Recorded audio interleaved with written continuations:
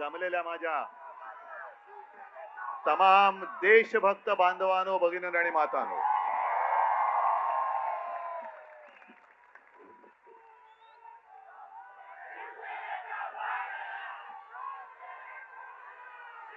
आता एक पोस्टर काहीतरी होतं. नाही नाही, हे धर्मेंद्र प्रधान राजीनामा द्या. ही एकदम क्षुल्लक गोष्ट आहे. नाही, हे पण एकदम क्षुल्लक आहे. हा लढा आता जे सरकार आपल्याला रोजीरोटी देऊ शकत नाही, रोजगार देत नाही, शिक्षण देत नाही, उत्तर देत नाही, हे सरकार बदलण्याचा हा लढा आता सुरू झाला पाहिजे. आम्हाला धर्मेंद्र प्रधान नकोय, आता हे सरकार नकोय. आणि मी नेतृत्व करायला आलेलो नाही, तुम्ही सर्वांनी आता नेते व्हा सांगण्यासाठी आलेलो आहे.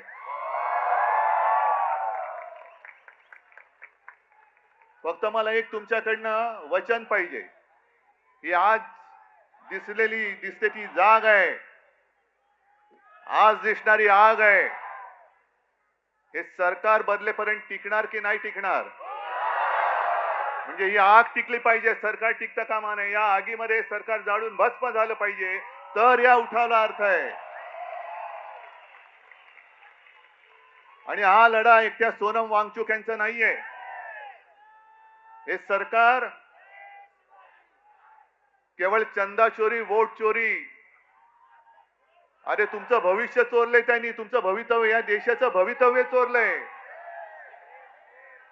काय दिलंय का या सरकारने तुम्हाला? आज मी येताना बातम्या बघत होतो, दिल्लीमध्ये जंतर मंतरच्या इकडे युद्धाची तयारी जणू काही सुरू झालेली आहे.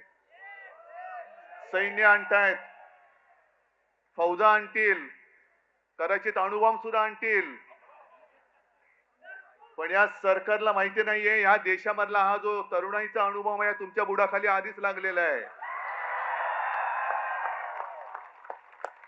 आणि हे आता तुमची जी काय युद्धाची तयारी आहे, ही तयारी जर का नीट परीक्षेच्या वेळेला नीट केली असती तर तुमच्या बुडाला सुरुंग लागला नसता, लागला असता. बरं, मी काय म्हणतो की एकदा होऊन जाऊ दे. सोनम वांगचुक यांनी देशाला काय दिलंय? दिलेलं आहे. जे आपले सैनिक, तुमच्यासारखे, तुम्ही तरुणाई, या देशाचं भविष्य तुम्ही आहात. आणि देशाचे रक्षण करते तुमच्यासारखेच तरुण जवान सरहद्दीवरती आहेत. या तरुणांसाठी मायनस टेम्परेचर, आपल्याकडे जरा मुंबईमध्ये जरा 20-22 टेम्परेचर झालं का थंडी आहे बाबा, मफलर काढा. तिकडे तर बर्फामध्ये सैनिक उभे राहतात आपल्यासाठी. ते तिकडे आहेत म्हणून आपण इकडे आहोत. या सैनिकांसाठी ज्यांनी सोलार टेंट बनवले, की या सैनिकांनी देशासाठी मरण्यासाठी, म्हणजे मेलो तरी 72, पण माझी भारत माता जगली पाहिजे, त्या देशाच्या सैनिकांसाठी ज्यांनी सोलार कॅम्प बनवून दिले, टेंट बनवून दिले, तो यांच्यासाठी देशद्रोही ठरतो. हा देशद्रोही. तिथलं पाण्याची टंचाई लक्षात घेऊन ज्यांनी आईस फाउंटन तयार केले, असा हा पर्यावरणवादी, असा हा शास्त्रज्ञ,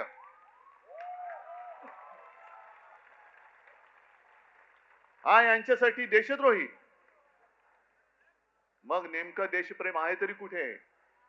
देशप्रेम कोण आहे? कुठे? यांचं देशप्रेम नाही. अदानीचे सगळे प्रेमी, यांचे सगळे उद्योगपतींचे प्रेमी आहेत. पण काल काही गोष्टी तुम्हाला कळल्या पाहिजेत. काल मी नागपूरला गेलो होतो मंदिर लुटीच्या विरुद्ध सगळ्यांना जागा करायला. आणि नागपूरमध्ये गेल्यानंतर साहजिकच आहे, कोणाचं केंद्र आहे तिकडे? रासव संघ. म्हणजे बघा गंमत कशी आहे की या संघाने या कालच्या मे महिन्यामध्ये एक स्टेटमेंट दिले त्यांच्या त्या होसबळेने, की पाकिस्तान बरोबर चर्चा केली पाहिजे. पाकिस्तान बरोबर, जो पाकिस्तान आपल्या देशात आतंकवादी घुसवतोय, बॉम्बस्फोट करतोय, सगळं काही करतोय, अतिरेकी हल्ले करतोय, त्याच्याबरोबर चर्चेचे दरवाजे खुले ठेवले पाहिजेत. आणि मोहन भागवतना विचारले तर मोहन भागवत म्हणतात की होय बरोबर आहे, हम हिटलर जैसे नहीं है. अहो भागवत साहेब, हे हम हिटलर जैसे नाहीये तुमच्या मोदींना सांगा. आणि पाकिस्तान बरोबर चर्चेची तयारी आहे, मग वांगचूक बरोबर का नाही करत?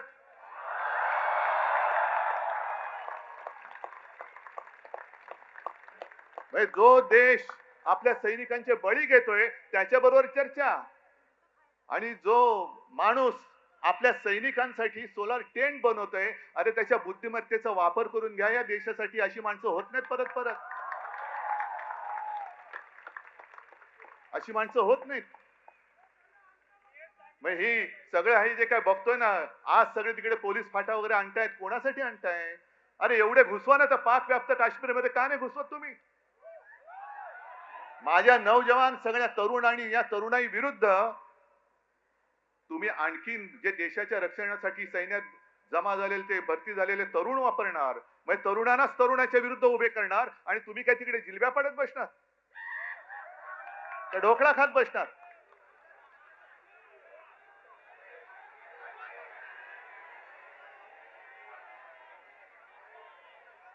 आता काही जण मला विचारतात,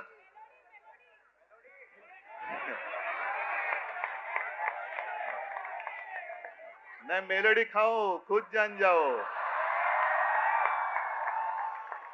तो फिर मुझे बात करने की क्या बात है? आप जाओ उधर कोने पे मेलोडी ले लो और सब खुद जान जाओ, जो भी जानना है जान लो, समझ जाओ. मैं तिकडे चॉकलेटच्या गोळ्या आणि आमच्या तरुणांना बंदुकीच्या गोळ्या. नाही हे सरकार, म्हणून मी म्हंटल ना, आहोत ना आम्ही हिंदुत्ववादी आहोतच, पण कट्टर देशाभिमानी हिंदू आहोत. धर्माच्या आधारावरती केवळ शेंडी जानवाचं हिंदुत्व आले, आम्ही हिंदू नाही आहोत. आम्ही देशभक्त हिंदू आहोत.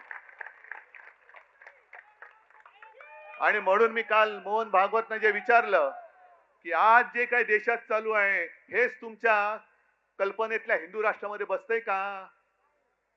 हे तुमचं हिंदू राष्ट्र आहे?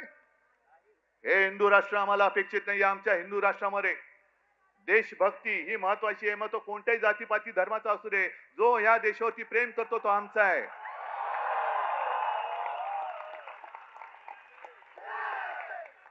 पण गंमत कशी आणखीन असते ती बघा. काही वर्षांपूर्वी, म्हणजे ज्यातनं भाजप सरकारचा जन्म झाला, अर्थात त्याच्यामध्ये पापी आम्ही सुद्धा होतो, पण अण्णा हजारे हे उपोषणाला बसले होते. लक्षात आहे तुमच्या? काय प्रसिद्धी मिळाली होती, काय प्रसिद्धी मिळाली होती. जणू काय संपूर्ण जग तिकडे एकवटलं होतं. पण त्यावेळेला अण्णांना कोणी देशद्रोही नव्हतं म्हटलं. अण्णांना कोणी चीनचा हेर किंवा हस्तक नव्हतं म्हटलं. अण्णा काय बोलतायत हे विचारण्यासाठी तत्कालीन मनमोहन सिंग सरकारने 4थ्या-5व्या दिवशी त्यांचा माणूस पाठवला होता. विलासराव देशमुखांना पाठवलं होतं. मग ही माणुसकी आज मोदी सरकारमध्ये का नाहीये? आमचा लढा हा माणुसकीसाठी आहे. पण अण्णा हजारेंना सुद्धा असं उचलून चादरी बिदरी आणून, अरे काय अतिरेकाला उचलताय तुम्ही? आणि चादरी कशासाठी पाहिजे? मोदी सरकारला सांगतो की तुम्ही चादरीने वांगचुकना जरी झाकला असेल तरी तुम्ही सत्य झाकू शकत नाहीत. आणि तुमच्या पापावर तर पांघरून अजिबात घालू शकत नाही. तुमचं पाप उघड झालेलं आहे. किती झाका, तुमचा पापाचा कोंबडा हरवणारच आहे. पण अण्णांच्या वेळेला जसं मनमोहन सिंग सरकारने लगेच 4थ्या-5व्या दिवशी दूध पाठवला होता, का नाही पाठवला मोदी सरकारने? का धर्मेंद्र प्रधानला एवढं काय सोनं लागलेलं आहे? काय तरुण मुलांची आणि मुलींची काय मागणी आहे? एक तर शिक्षणाचा, स्वतःच्या शिक्षणाचा पत्ता नाही, त्याच्यामुळे शिक्षणासाठी किती मेहनत करावी लागते हे यांना माहिती नाही. अभ्यास म्हणजे काय असतं हेच जर माहिती नाही तर अभ्यास करून परीक्षेला जाताना पेपर फुटल्यानंतर काय होतं या यातना होणार कशा? नाही, आता डिग्री खरी का खोटी हा सुद्धा प्रश्न आहे. ती त्याच्यामुळे ह्या यातना. आणि आज तुम्ही जर का बघाल तर तरुण मुलं मुली तर आहेतच, पण मी सोशल मीडियावरती बघतोय त्यांचे आजी आजोबा सुद्धा आलेले आहेत, आई वडील आलेले आहेत. याचं कारण असं की मला नाही शिकता आलं, पण माझ्या मुलाने शिकलं पाहिजे, माझ्या मुलीने शिकलं पाहिजे. मोदी सरकारची जी घोषणा आहे, मुलगी शिकली प्रगती झाली, अरे पण शिकून परीक्षेला गेली आणि पेपर फुटला, तर ती मुलगी आत्महत्या नाही करणार, मुलगा आत्महत्या नाही करणार. मग एवढ्या मुलाने आत्महत्या केल्या तरी एक धर्मेंद्र प्रधान तुम्ही डोक्यावर घेऊन नाचताय. मग धर्मेंद्र प्रधानला असं काय सोनं लागलेलं आहे? बरं, अण्णा हजारेंचा एक विषय झालाच, पण या घराणेशाही बद्दल आणखीन एक सांगतो. आज सोनम वांगचूक उपोषणाला बसलेत तिकडे, पण सोनम वांगचूक यांचे वडील सुद्धा, त्यांनी सुद्धा उपोषण केलं होतं. माहितीये तुम्हाला किती जणांना? कोण गेलं होतं त्यांच्याकडे बोलायला? म्हणजे भाजपच्या लेखी हुकुमशाह असलेल्या इंदिरा गांधी सोनम वांगचूक यांच्या वडिलांना भेटायला लडाखला गेल्या होत्या, तरी हे तिकडे दिल्लीत राहून दिल्लीतल्या दिल्लीत भेटायला न जाणारे मोदी आणि शहा हे लोकशाही आणि इंदिरा गांधी हुकुमशाह.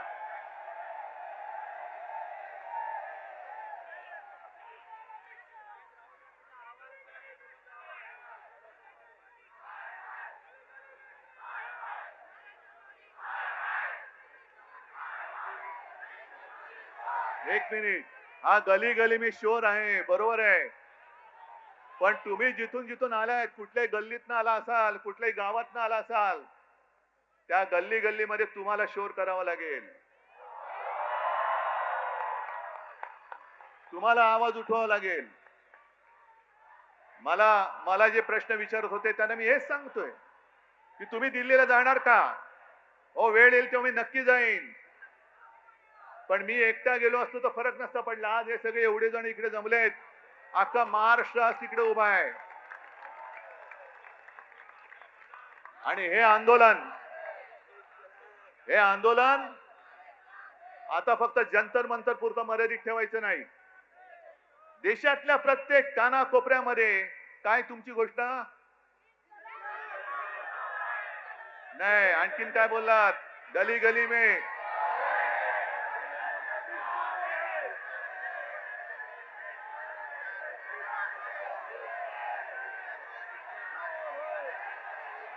बरं, आणखीन एक गोष्ट, इकडे महिला आलेल्या आहेत, इकडे बऱ्याचशा महिला आहेत. महिलांनी मला पटकन सांगायचं, आपल्या घरात जरा थांबा नाही, आपण साधारणतः आपण साधी माणसं आहोत. आपल्या घरामध्ये साधारणतः असं मानलं जातं की साधी महिला ही झुरळाला घाबरते ना. अरे इकडे आमचं पंतप्रधान घाबरतो, अख्खं सरकार घाबरतं. जगातला सगळ्यात मोठा पक्ष ज्यांनी भाड्याने माणसं घेतलेत, हे भाडकं वाचलं की असं होतं, भाड्याने म्हणजे माणसं चोरून पक्ष वाढवलं ना की असा पक्ष झुरळाला घाबरतो. आता कळलं मला की हा पक्ष झुरळाला का घाबरतो. हे सत्ताधारी झुरळाला का घाबरतात? कारण यांच्याकडे स्वतःची माणसं नाही आहेत, सगळी भाडकाऊ आहेत, चोरून आणलेली गद्दार आहेत.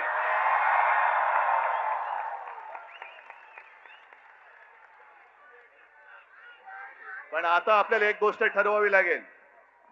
माझं या शिवतीर्थावरून मोदी सरकारला आव्हान आहे, आव्हान की तुम्हाला वन नेशन वन इलेक्शन घ्यायचे ना, आत्ता जाहीर करा. उद्या निवडणूक, देशाची निवडणूक आत्ता जाहीर करा, आम्ही तयार आहोत.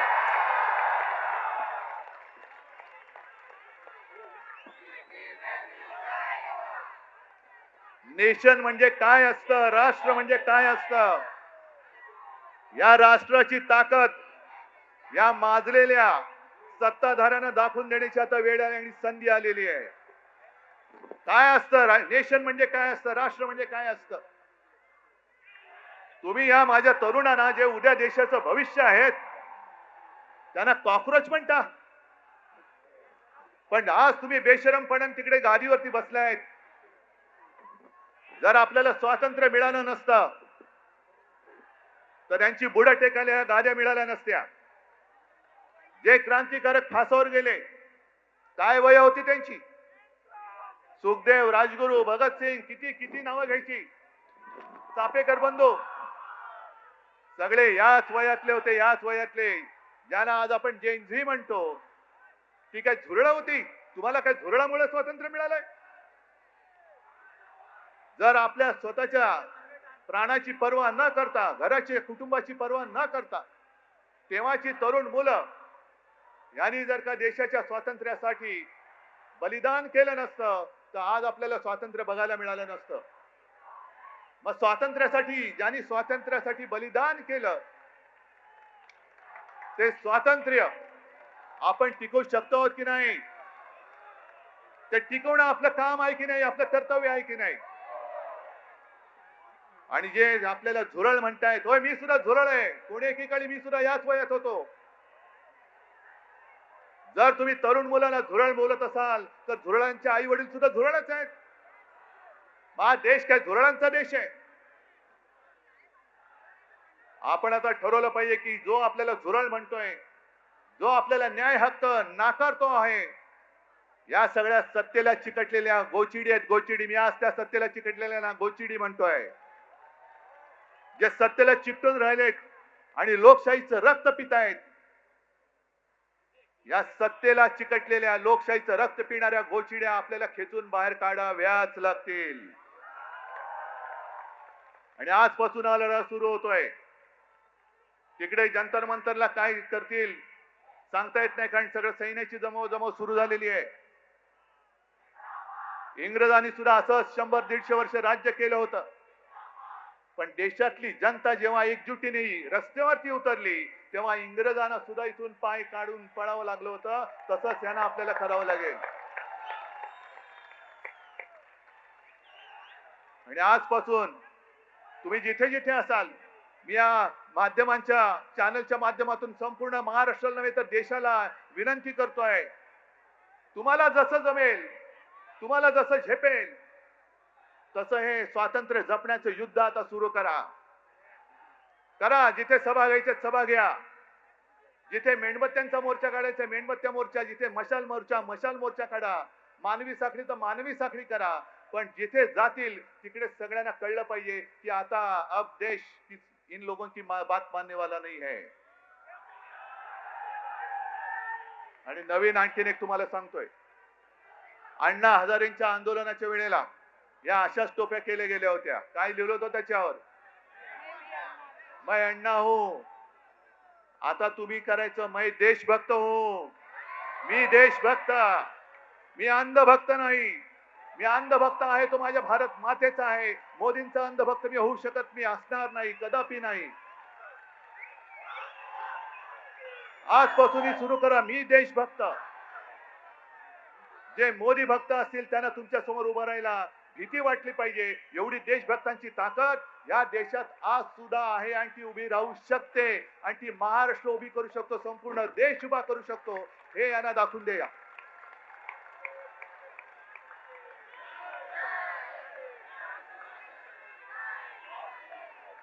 आज तुम्ही एवढ्या मोठ्या संख्येने आलेला आहात. मी म्हणतो ही ठिणगी आहे, पण एक ठिणगी वणवा पेटवायला पुरेशी असते. ती ठिणगी आज पडलेली आहे आणि देशाच्या लुटारूंना सत्ता भ्रष्ट केल्याशिवाय आता आम्ही स्वस्थ बसणार नाही. ही शपथ घेऊन आपण ह्या आंदोलनाला सुरुवात करूया. जय हिंद, जय महाराष्ट्र.